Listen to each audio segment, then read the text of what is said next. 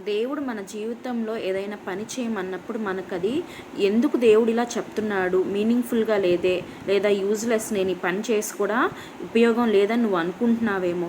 కానీ బైబిల్లో మనం ఒక ఎగ్జాంపుల్ తీసుకుంటే, ఎలీషా నయమానుని యోర్దాను నదిలో 7 సార్లు మునగమన్నప్పుడు అతను కోపగించుకున్నాడు. కానీ ఎప్పుడైతే అతను వెళ్ళి యోర్దానులో మునిగాడో అతని జీవితం ఎలా మారిపోయిందంటే, అతని దేహం పసిపిల్లల దేహం వంటిది అయిపోయింది.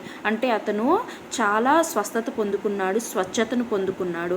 మరి మన జీవితంలో కూడా మనం దేవుడు చేయమన్న కార్యం చేస్తే మనం తప్పక దేవుణ్ణి మెప్పించగలుగుతామండి. తప్పక అది మనకి యూస్ఫుల్ అవుతుంది. మరి ఈ కార్యం వల్ల నాకు ఏ ఉపయోగం కనిపించట్లేదు, దీనివల్ల నాకు ఫ్యూచర్ కనిపించట్లేదు, ఏ మీనింగ్ లేదు అని నువ్వు అనుకుంటున్నావేమో. కానీ దేవుడు ఇవాళ మాట్లాడుతున్నాడు. ఆయన చెప్పింది చెప్పినట్టు చేస్తే నీ జీవితం స్వచ్ఛంగా మారుతుంది.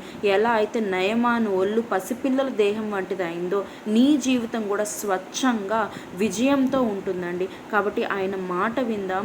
ఆయన నడవడిలో మనం నడుచుకుంటే మనం తప్పక విజయం పొందుకుంటాము. ఆయన మాట వింటే ఆయన మనకి ఎన్నో ఆశీర్వాదాలు ఇస్తాడండి. ఆయన వెనక తీసేవాడు కాదు. ఆయన మాట వినేవారంటే దేవునికి చాలా చాలా ఇష్టం. దేవుడు తప్పక వారి మొర ఆలకించి వారికి కావాల్సినంత దేవుడు చేసి దేవుడు వారిని తప్పక ఆశీర్వదించి మేలుతో తృప్తిపరుస్తాడు. కనుక ఆయన మాట విందాం. ఆమేన్.